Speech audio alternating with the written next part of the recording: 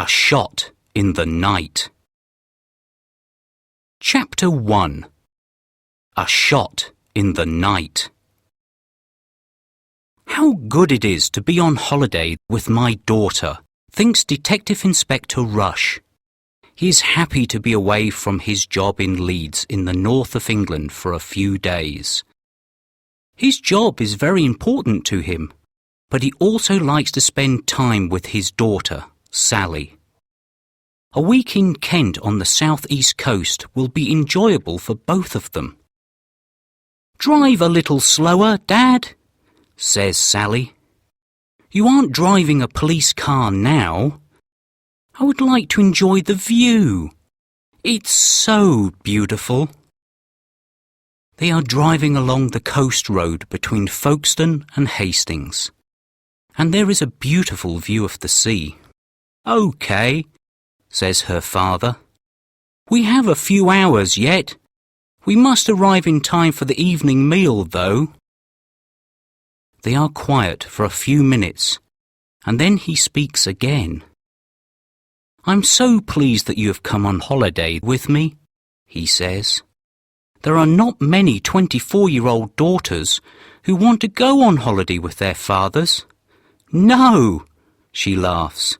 "You really are very lucky to have me with you." He laughs as well. "Yes, I know I am.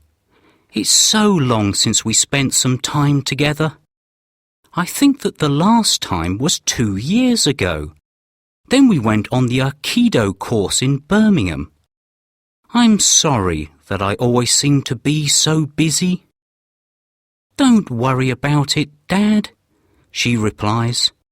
"It makes the time that we do spend together really special." "Thanks," he answers. "I'm really looking forward to this week, especially the open-air classical concert at Leeds Castle. That should be really good." "Yes," she agrees. "The 1812 overture with real cannons and fireworks should be amazing." After a moment, she asks, "Do you know why it's called Leeds Castle? It can't be anything to do with the city of Leeds where we live, can it?" "No," replies her father. "It isn't. I read somewhere that the Saxons called the area Ladies. Over the years, it became Leeds." "You're so clever, Dad," says Sally proudly. "Sometimes I think that you know everything." Detective Inspector Rush smiles, but says nothing. Sally looks at her father. He is 47 years old, but he looks younger. His brown hair has some grey at the sides. He's not handsome, she thinks, but he is good-looking. He is also still a fit man. They used to do Aikido together, but now her father practices yoga. 20 minutes later, they drive past St. Mary's Bay, and after a few hundred metres, see a sign at the side of the road. "Little Stone Farm, bed and breakfast," reads Sally. "That's it." D.I. Rush turns left down a narrow lane. He drives slowly, as the road is uneven. After a few minutes, they arrive in the yard of a small farm. There is a house with a thatched roof and a barn stands at the end of the yard. D.I. Rush parks his car at the side of it. They both climb out of the car and stretch. A dog is barking, and as they turn towards the house, the door opens. A man dressed in old jeans and a dirty blue shirt stands in the doorway. He is about 40 years old, small and wiry, with brown hair. As they approach, Sally can see that his eyes are a beautiful blue. "Good afternoon," he says. "Mr. Rush, is it?" He holds out a grubby hand. "I'm Alan Larkin." They shake hands. "And you must be Sally," he says as he turns towards her. She shakes his hand reluctantly because she doesn't like the fact that it is dirty. "Come inside," he says. "Brenda will make you a cup of tea and then you can bring in your cases and unpack." They follow him into the house. "How was your journey here?" he asks. He doesn't wait for an answer, but calls, "Brenda, Mr. Rush and his daughter are here." D.I. Rush and Sally walk behind him, down the hall and into the living room. There are 2 large settees, a television, a dining table with 6 chairs, and other pieces of furniture. Sally is surprised to see that the room is clean and tidy. Not like Mr. Larkin, she thinks. Brenda appears from the kitchen. She looks a little older than Mr. Larkin and is also a few inches taller.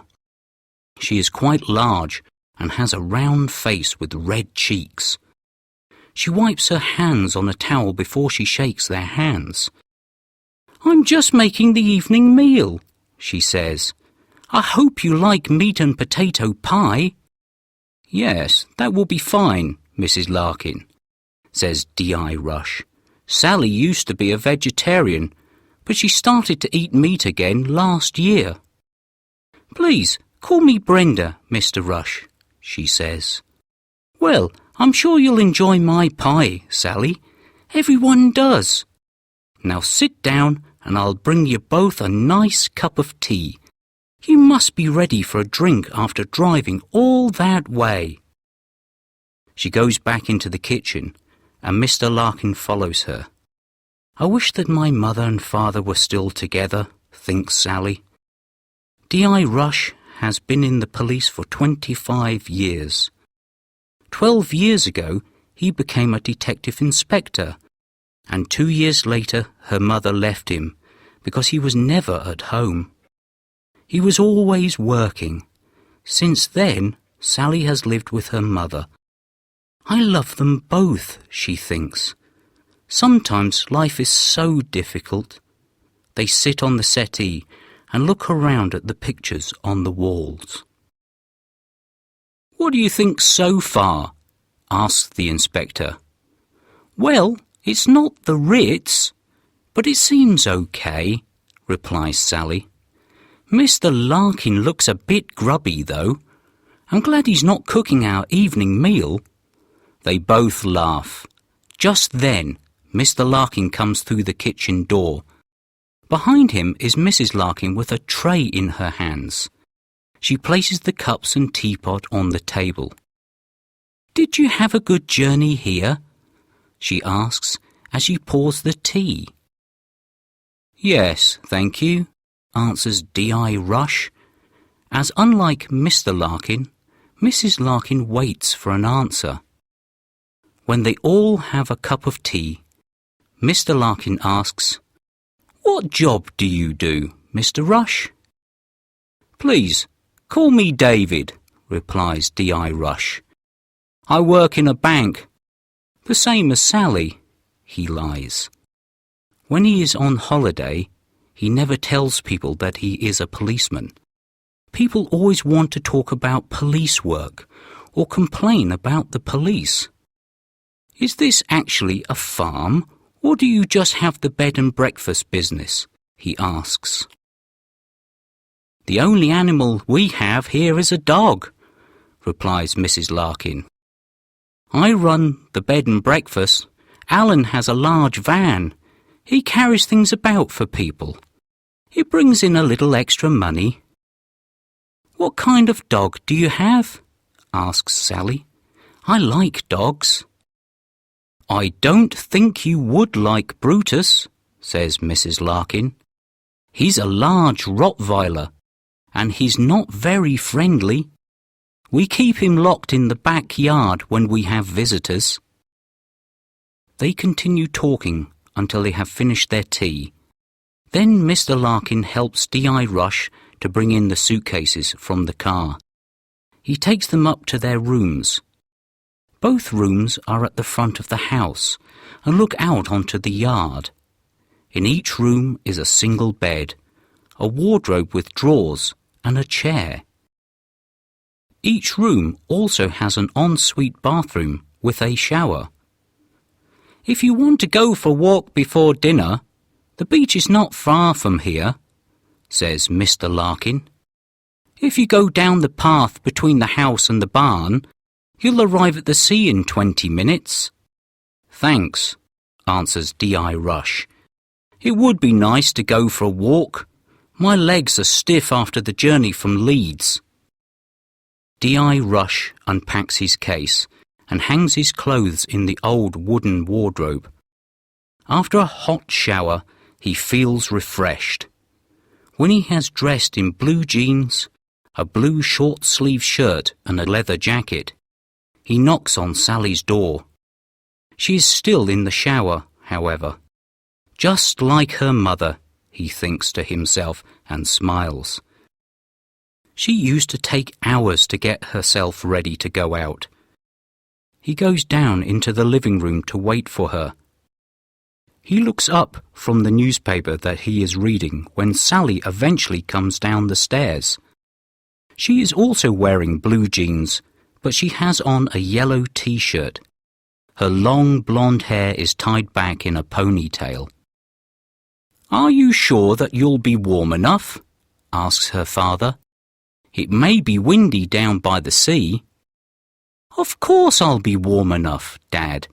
You worry too much," she laughs. They leave the house and follow the path between the house and the barn. It goes through fields and a small wood.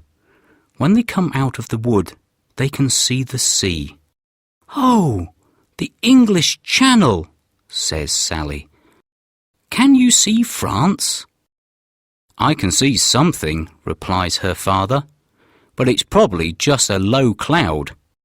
They walk on in the evening sunlight to the top of the cliff. Then they stop for a moment to look at the sea and watch the large ships out on the water. "Shall we go down to the beach?" asks Sally, and begins to go down the steep path. D.I. Rush follows her carefully. "Not too fast," he calls. "My legs are older than yours." They spend some time on the beach, where they walk by the sea and throw pebbles into the water.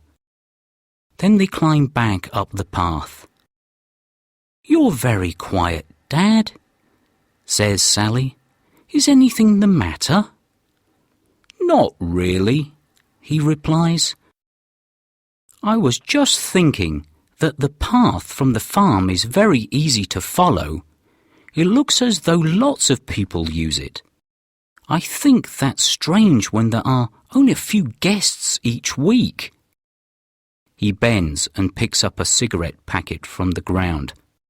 "French cigarettes," he says. "Perhaps they have had French guests."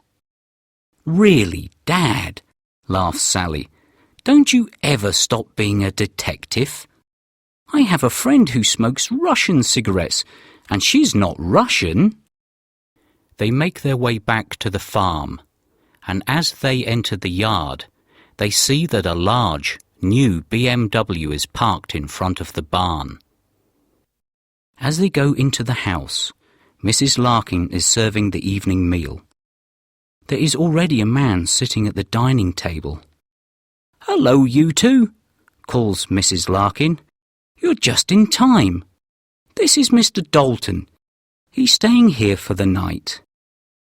D.I. Rush and Sally introduce themselves to Mr. Dalton. He is about 30 years of age, slim, and has short, blonde hair. He is dressed in an expensive suit, and the inspector sees that he has a Rolex watch on his wrist. Sally thinks he is quite good-looking, and during the meal she tries to talk to him. Mr. Dalton, however, doesn't want to talk. He answers her questions with yes or no, and eventually she gives up and talks to her father instead.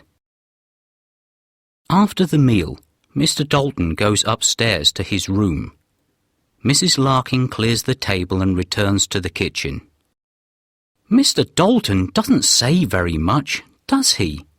says Sally when they are alone. "No," replies her father. "He didn't want to talk about himself, did he? I wonder what his job is. That was a very expensive Rolex that he had on his wrist, and new BMWs aren't cheap." "Well, I don't think we are going to find out," says Sally. "Mrs. Larkin said that he's only here for one night." They sit on the settee. Sally watches the television and D.I. Rush reads a book that he has brought with him. At 9 p.m, Mrs. Larkin makes a cup of tea for them, and at 10 p.m. they decide to go to bed. They are both tired after the journey. D.I. Rush lies awake for a little while. He thinks about what they will do in the morning. He also thinks about Mr. Dalton. Why is a man with so much money at a bed and breakfast? He should be in a 4-star hotel, thinks D.I. Rush as he falls asleep. It is still dark when he suddenly wakes up. He is sure that the noise that woke him was a gunshot. He switches on the lamp at the side of his bed and looks at the clock. 3:30. He switches off the lamp again and gets out of bed. He looks out of his window, but the yard below is completely black. Since he is awake, he decides to get up and have a look outside. He puts on his trousers, shoes, and a jumper and quietly goes down the stairs. He unlocks and opens the front door. Suddenly, the light in the hall is switched on. "It's a little early to be going out for a walk, isn't it, Mr. Rush?" says a voice behind him. D.I. Rush's heart is beating like a drum. He turns and sees that Mr. Larkin has come out of the living room. Behind him stands a large, black Rottweiler. The dog growls deeply when D.I. Rush looks at it. "Be quiet, Brutus," says Larkin. The dog stops growling, but it doesn't take its eyes off D.I. Rush. "Something woke me," says the detective. "It sounded like a gunshot." "Yes, I heard it too," says Mr. Larkin. "I was in the living room. I must have fallen asleep while I was watching the television." "What do you think it was?" asked the D.I. "It's probably poachers," replies Larkin. "They are often around here at night. Don't go out when they're about. You could be injured or even killed. You wouldn't be the first person to be killed by a poacher's bullet." "No," he replies. "You're probably right. I think I'll go back to bed and see if I can sleep." D.I. Rush starts to climb the stairs and then turns to look back. Mr. Larkin has returned to the lounge, but Brutus is standing there watching him with cold, black eyes.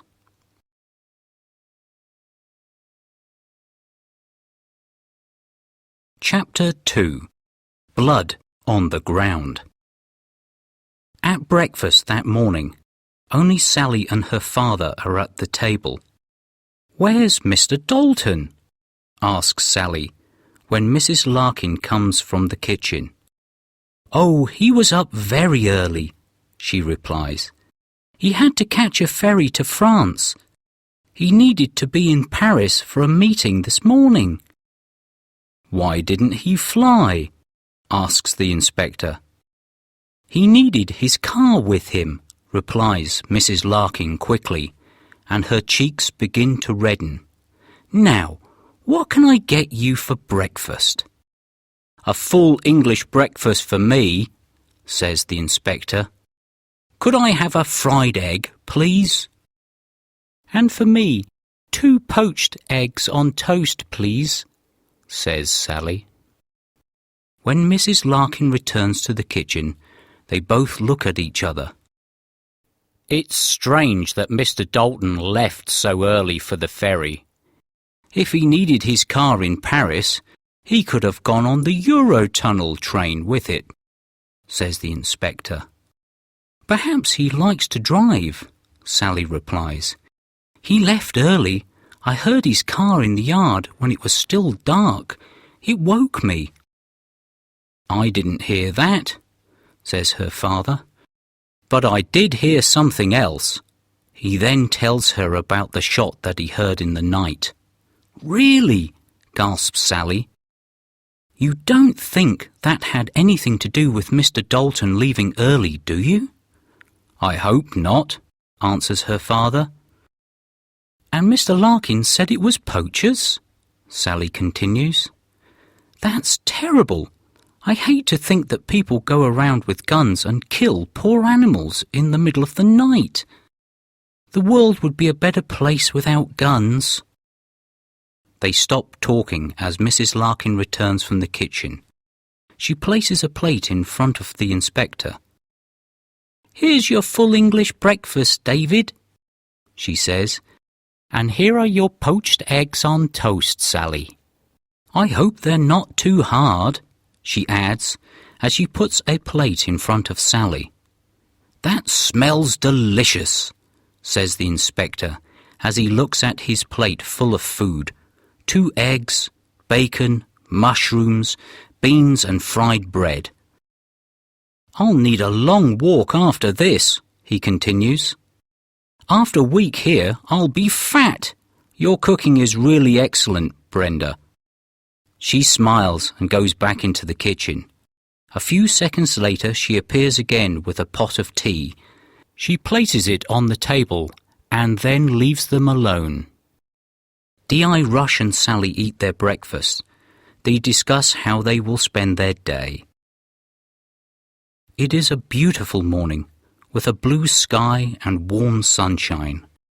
They decide to visit Canterbury, as they have never been there. They would both like to see the famous cathedral. When Mrs. Larkin returns to clear the table, they talk with her about Canterbury. Finally, D.I. Rush asks where Mr. Larkin is. He had to leave early as well, she replies. He's gone up to London to see someone about some business. Before he can ask anything else, Mrs. Larkin hurries off into the kitchen.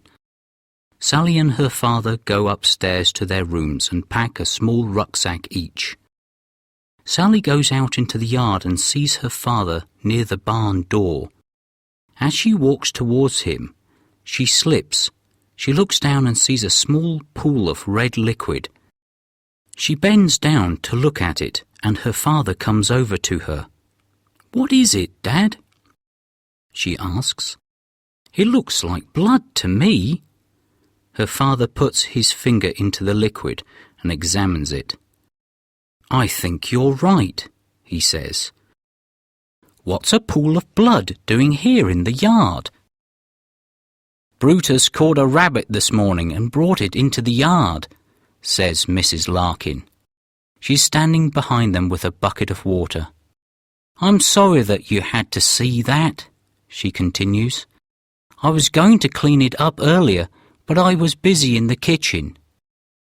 She pours the water onto the blood to wash it away. When she is happy that all of the blood has disappeared, she goes back into the house. Sally and her father stand in silence. They look at each other, and he shrugs his shoulders. "I thought they locked Brutus in the backyard," Sally says. "That's what Mrs. Larkin said yesterday," agrees her father.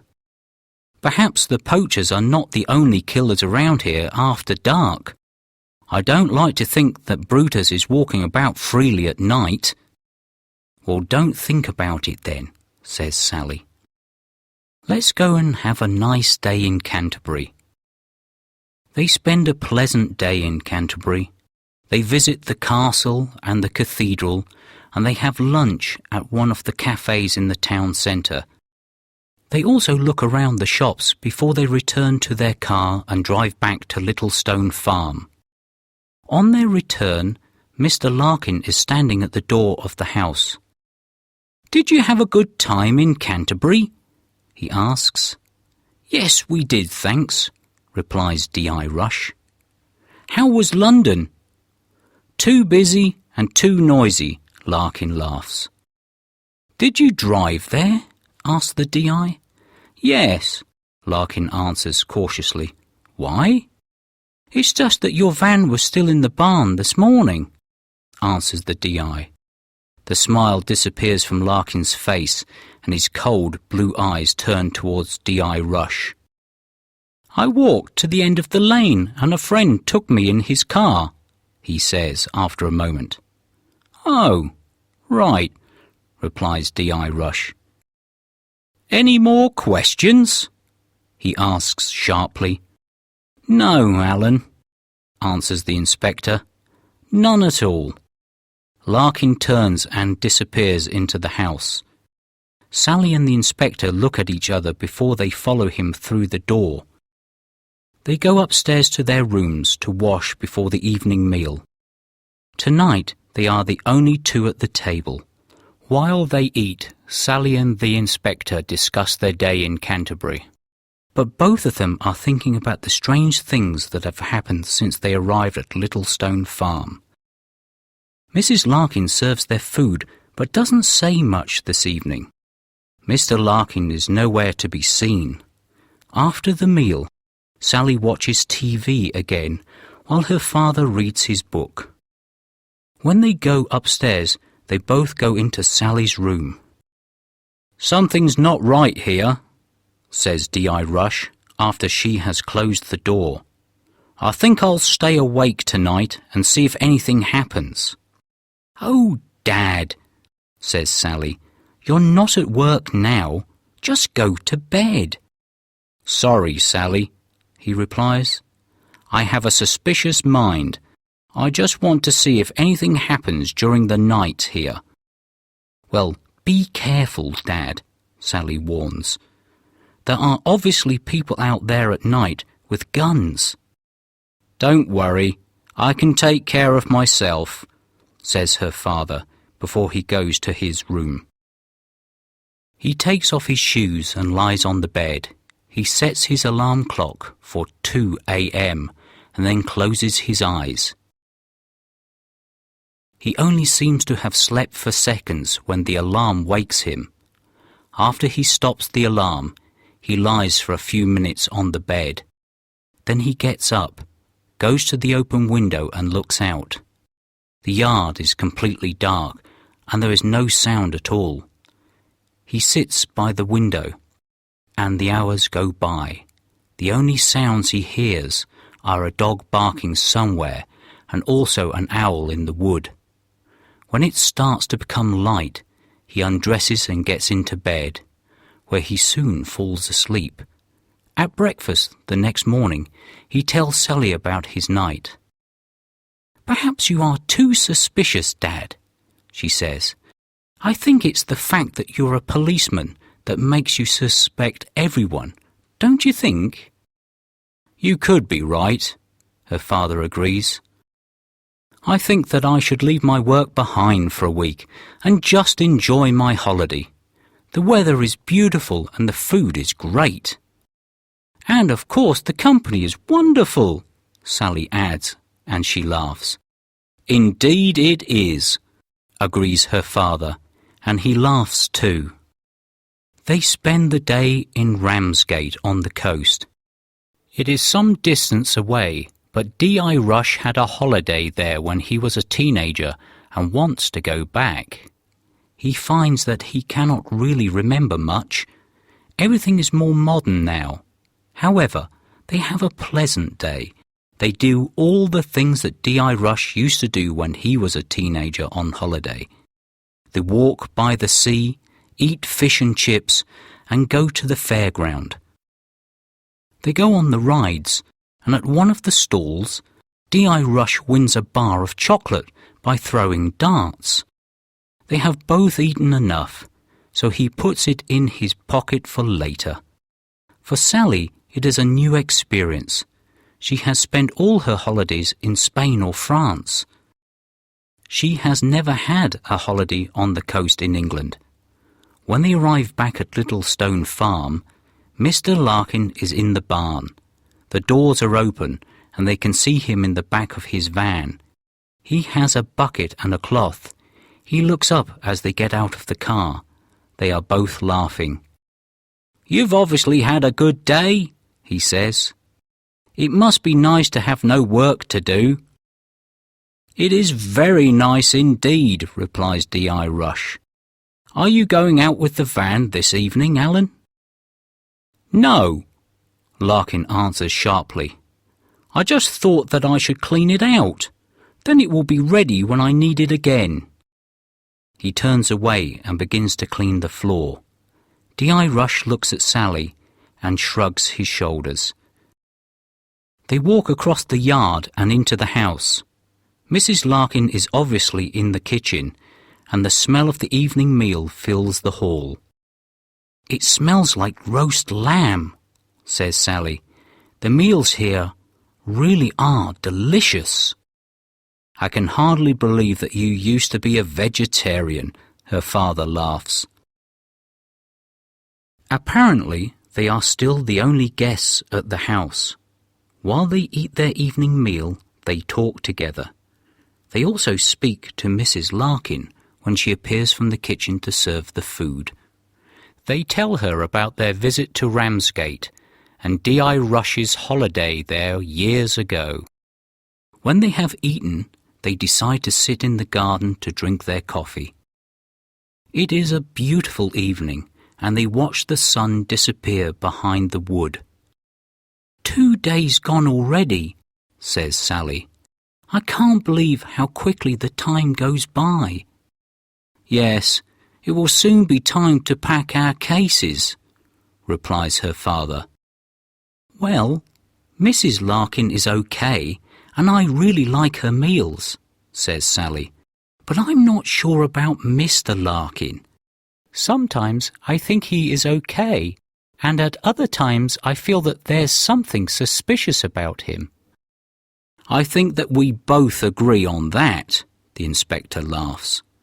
Then he continues more seriously. "You know what I said this morning about forgetting police work for a week? Well, I still think Mr. Larkin is doing something illegal. I think I might stay awake again tonight." "Well, I think that you should go to sleep tonight. You have been yawning all day today," says Sally. They go inside and watch television together for an hour.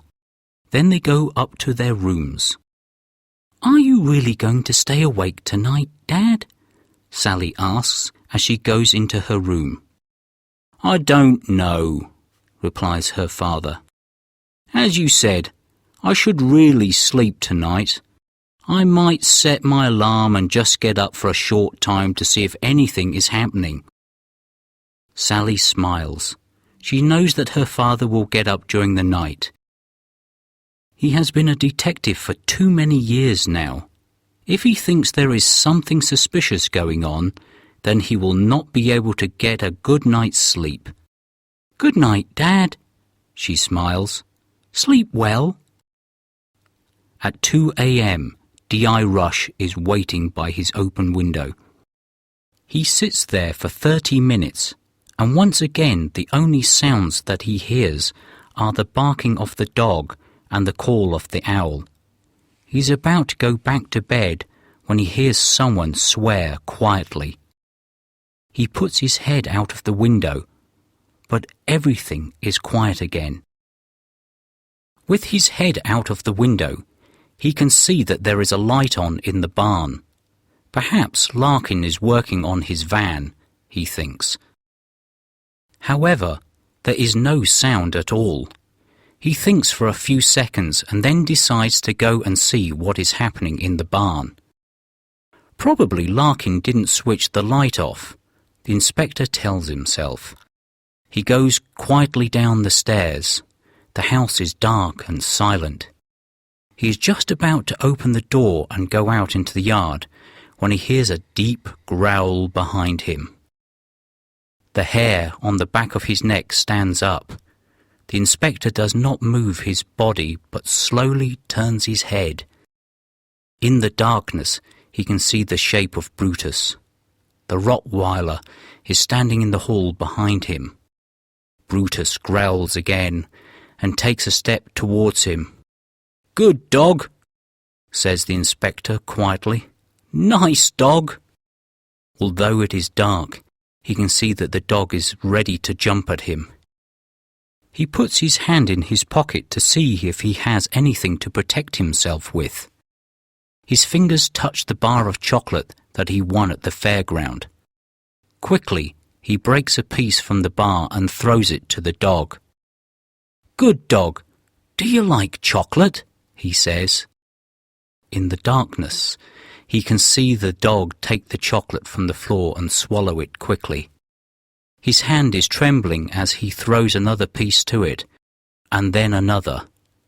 While the dog is eating the chocolate, D.I. Rush opens the door and escapes into the yard. He quickly closes the door behind him and stands still for a moment. He breathes deeply and waits a few minutes until his heart is beating more slowly. "Perhaps I should have stayed in bed," he tells himself. "How can I go back into the house now? Brutus will be waiting for me. If there is nothing in the barn, I will have to sleep in there until the Larkins get up, and then I will have to explain why I was out in the yard in the middle of the night." Nevertheless, D.I. Rush wants to find out what goes on in the barn. In the yard, there is only his car. The light is still on in the barn. He stands for a moment and listens. He can now hear noises which come from the barn. It sounds like voices, like someone talking, but very quietly. He walks across the yard and goes to the side of the barn, where there is a window. With his hand, he cleans the years of dirt from the glass until it is cleaner and he can see through it. Then he puts his face against the window and looks into the barn. At first, he can only see Larkin's van. Then he sees someone moving in the corner of the barn. As they walk into the light, he gasps. "So that's Larkin's secret," he says to himself, and he takes out his mobile phone to call the police. At that moment, he hears a deep growl behind him. Before he can do anything, something hits him on the back of the head, and he falls to the ground unconscious. Chapter 3. Death waits at the bedroom door. Up in her room, Sally cannot sleep. Perhaps it is the cheese that she ate at the evening meal. She wakes up several times and lies in bed listening to the owl in the wood. Then she hears a sound on the stairs. Sally's heart begins to beat faster. She climbs out of bed and slowly and quietly opens her door. She sees her father going carefully down the stairs and into the hall. She does not want to speak, as she might wake the Larkins. She gently closes her door again and sits on the bed. "What should I do?" she thinks to herself. "What has Dad seen? Should I follow him or should I stay in my room?" Finally, Sally decides to get dressed, but to stay in her room and wait to see if anything happens. Dressed in jeans and a jumper, she sits by her window and looks out onto the dark, silent yard. The night air is cool, and she is glad that she has put on a jumper. After a few moments, she hears the front door open. It is then gently closed, and she sees a figure cautiously cross the yard towards the barn. She is sure that it is her father, but what has he been doing downstairs? It has taken him a long time to leave the house. The figure goes down the side of the barn and disappears from her view. Sally still does not know what to do. What if her father does not come back? How long should she wait before she goes to look for him? A few moments pass and she hears the sound of the front door closing again. Now she sees another figure cross the yard. Again, Sally's heart begins to beat faster. It is Mrs. Larkin, and she has Brutus by her side. They both cross the yard without making a sound and go down the side of the barn, where her father went only moments before. Oh no, she thinks, what do I do now? She's feeling frightened, and her heart is now beating like a drum. D.I. Rush opens his eyes and sees that he is inside the barn. He is sitting on a chair. When he tries to move, he finds that his hands are tied behind him and his feet are tied to the chair. Also, a piece of cloth has been pushed into his mouth. His head hurts, and for a few moments he is not sure what happened. The last thing he remembers is looking through the window into the barn. He looks around him. He sees again the group of men, all of them black, that he saw through the window. They look like Africans. The men are sitting around on the floor of the barn. Most of them look tired and frightened. Each of them has a rucksack. At that moment, Mr. Larkin appears from behind the van. He looks across at D.I. Rush. "Ah, Mr. Rush, I see that you're awake," he says. "I knew that you would be a problem from the moment you arrived. Always asking questions. Always looking where you shouldn't be looking. And you see what's happened? Now I'll have to kill you." D.I. Rush tries to answer, but he cannot speak because of the cloth in his mouth. Larkin comes across to him and pulls it out. The Africans watch in silence. D.I. Rush breathes deeply before he speaks. "You don't have to kill me. I won't say anything. I know that you're bringing illegal immigrants into the country, but that isn't as serious as murder. Don't be stupid. If I disappear, my daughter will go to the police." "Your daughter won't be able to go to the police," says Larkin in a very unfriendly tone of voice.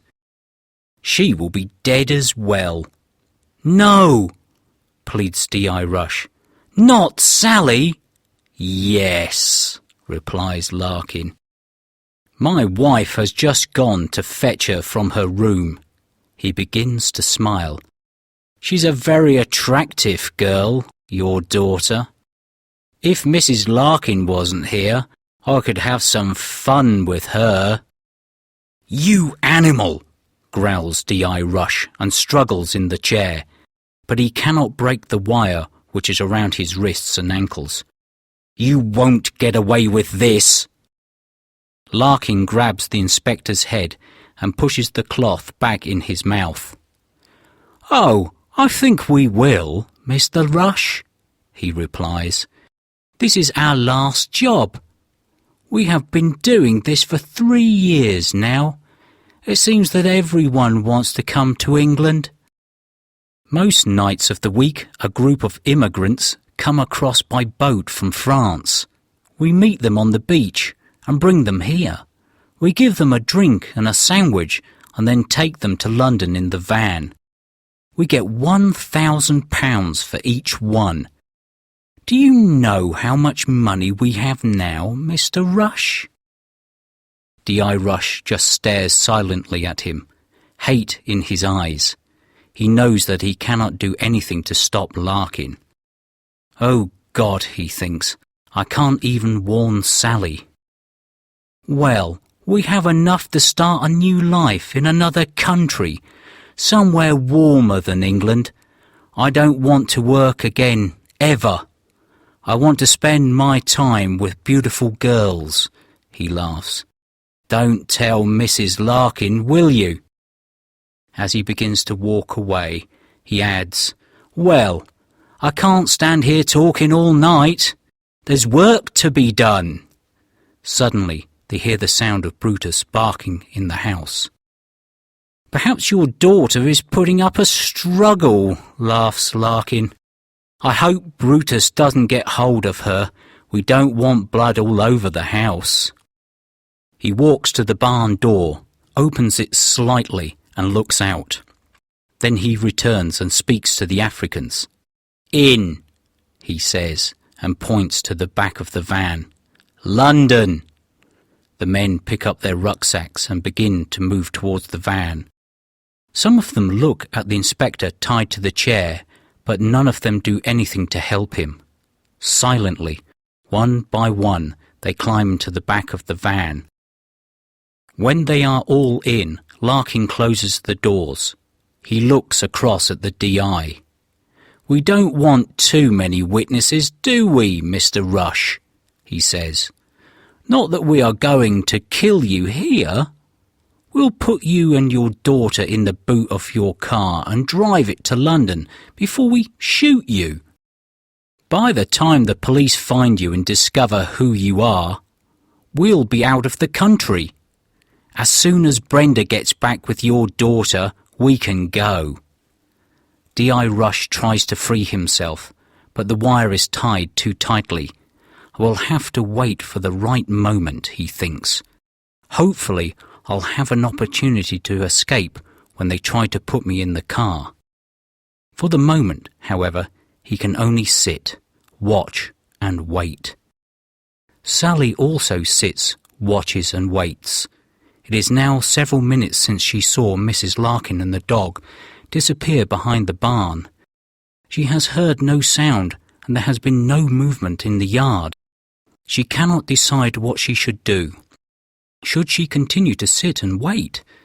How long should she wait? What if her father does not come back? While she is thinking, the door of the barn opens. In the light from inside, Sally sees Mrs. Larkin come out of the barn and close the door behind her. Brutus is by her side. Perhaps everything is all right, thinks Sally. Dad must have heard her coming. He's probably still behind the barn. She watches Mrs. Larkin walk slowly across the cobbled yard and enter the house. For a few moments there is silence, and then Sally hears a sound on the stairs. She goes to her bedroom door and listens. She can hear the sound of Brutus growling quietly. What if they have done something to Dad, and now they are looking for me, she thinks. In a second they will come in here. She reaches for the key, but before she can turn it, the door begins to open. In the darkness, she sees a hand holding a pistol appear around the edge of the door. Immediately, Sally throws herself against the door, closing it hard on the arm holding the gun. There is a scream from outside and the pistol clatters to the floor. Brutus begins to bark loudly. Sally is now able to close the door, and she pulls the chair over to hold it closed for as long as possible. She picks up the pistol and puts it into the belt of her jeans. She doesn't like to have it with her, but she can't leave it there for Mrs. Larkin. Now she has to escape. She knows that she could never shoot Mrs. Larkin or Brutus, not even to protect her own life. I could probably overpower Mrs. Larkin, she thinks, but I certainly can't fight the dog. All this flies through her mind in an instant. She runs to the open window and climbs out as Mrs. Larkin begins to hit the door with something heavy. The window to her room and the window to her father's room are side by side. Thank goodness, she gasps, as she sees that his window is open. From her window, she is able to climb across to his and into his room. As she stands in his room, she hears the sound of the chair break, and the door to her room opens with a crash. "Kill, Brutus, kill!" screams Mrs. Larkin, and in a moment Sally can hear Brutus barking in her room. Quickly, she picks up the heavy lamp from the bedside table and slowly opens the bedroom door. Mrs. Larkin is standing outside Sally's bedroom door and is holding her injured wrist. She's waiting to hear Sally scream when Brutus has his teeth in her. Silently, Sally steps behind her and with all her strength hits her on the back of the head with the lamp. Without a sound, Mrs. Larkin falls to the floor unconscious. Sally steps over her body and quickly closes the bedroom door. Brutus is now a prisoner in the room. Sally breathes deeply, and now that the danger is past, she begins to tremble. "I don't know what it is that they're doing here," she says to herself. "But if Mrs. Larkin came looking for me with a gun, it must be something illegal." Now she thinks about her father. What can have happened to him? She will have to go to the barn and see if she can find him. First, however, she must do something with Mrs. Larkin. Sally quickly checks to see if the woman is still breathing. Luckily, she is. The blow wasn't hard enough to kill her. Sally grabs her by the shoulders and drags her into her father's room. She uses the cable from the table lamp to tie Mrs. Larkin's hands together. She then uses one of her father's belts to fasten the woman's legs together. Finally, she uses another belt. She puts it through Mrs. Larkin's arms and fastens it around the leg of the bed. When she is happy that Mrs. Larkin cannot escape, she takes the pistol from her belt and looks at it. The smooth, cold metal in her hand makes her feel uncomfortable. She places it back in her belt and carefully goes down the stairs. She stops at the bottom of the stairs and listens. Brutus has now stopped barking. The house is in darkness and completely silent. Sally goes to the front door and opens it slowly. The yard is dark and there is no sound. Where is Mr. Larkin? Will he come to the house and look for his wife? Hopefully he is still in the barn. Sally leaves the house and closes the door behind her. Quickly, she moves around the edge of the yard until she is at the side of the barn. She stands at the window where her father stood a short time ago and looks into the barn. She gasps as she sees her father tied to a chair.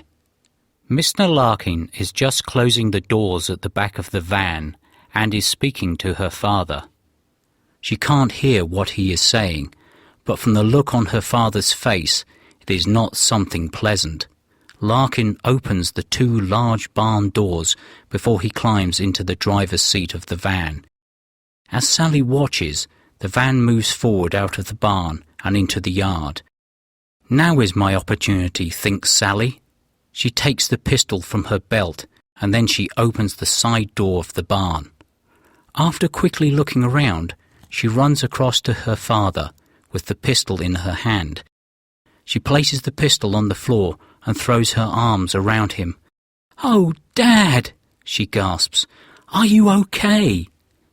All her father can do is mumble. He still has the cloth in his mouth, so she pulls it out.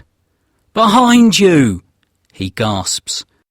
Sally turns, but it's already too late. Larkin has silently come back into the barn, and before she can move, he picks up the pistol from the floor. He steps back away from her and points the pistol at her heart. "Well, well, Miss Rush," he says. "What a pleasant surprise! So nice of you to join us."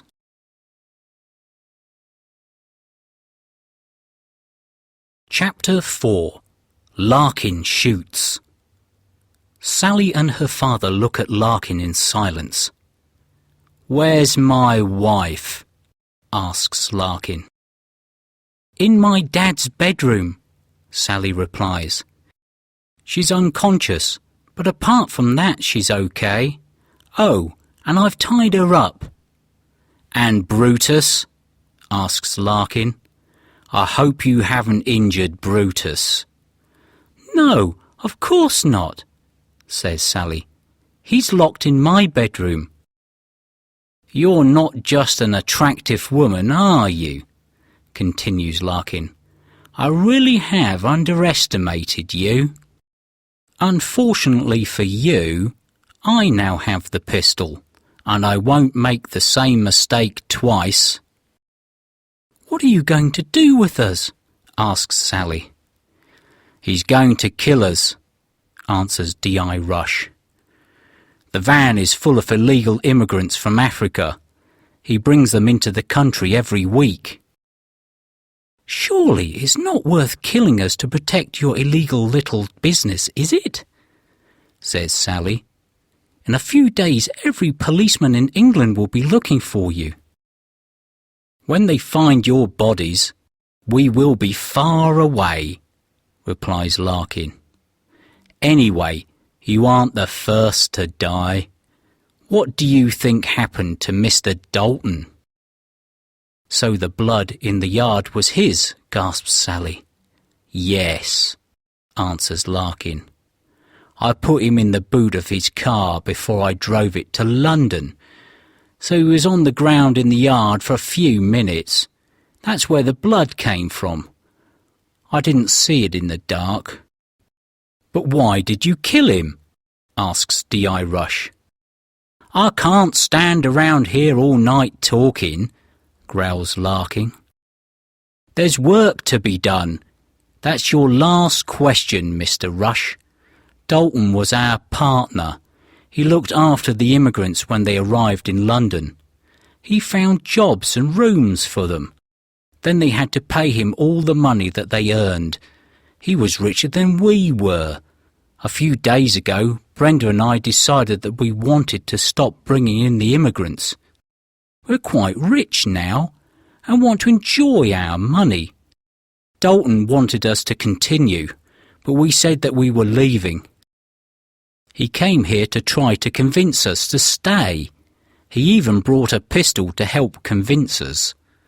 Larkin laughs and waves the pistol around. "This pistol, in fact, when he threatened me with it, we struggled and I took it from him. Then I shot him. I knew he would always be a danger for us if I left him alive." He pauses a moment and then adds, "So you see, I'm already a murderer. I have no choice. I have to kill you both." "You won't get away with it," cries D.I. Rush. "I think I will. Now, Miss Rush, please lie on the floor and put your arms behind your back. I need to tie your hands together." Without taking his eyes from Sally, he goes to the wall of the barn and gets some wire. He returns to stand in front of her, the wire in one hand and the pistol in the other. Sally laughs. "Do you think I'm going to make it easy for you? There are several things you don't know about me, Mr. Larkin. Firstly, I don't like someone telling me what to do. I am very stubborn. If you don't believe me, ask my dad." The inspector sits there with his mouth open. He cannot believe how calm his daughter is. She's going to die, and she is talking to Larkin as though they are discussing the weather. Larkin points the pistol at the inspector. "Either you do as I say, or your father gets the first bullet," he says. "That's the second thing you don't know about me," answers Sally. "I hate guns. I would like to see them all destroyed." "Just be quiet and lie on the floor," replies Larkin impatiently. "Please, let me finish," continues Sally. "As I said, I hate guns, so although I brought your wife's pistol with me, I took out all the bullets so that no one could use it." As she finishes speaking, she begins to walk towards Larkin. He points the pistol directly at her and pulls the trigger. The only sound is a metallic click. A look of anger appears on his face. He pulls the trigger a second time, only to hear the click again. By now, Sally is directly in front of him.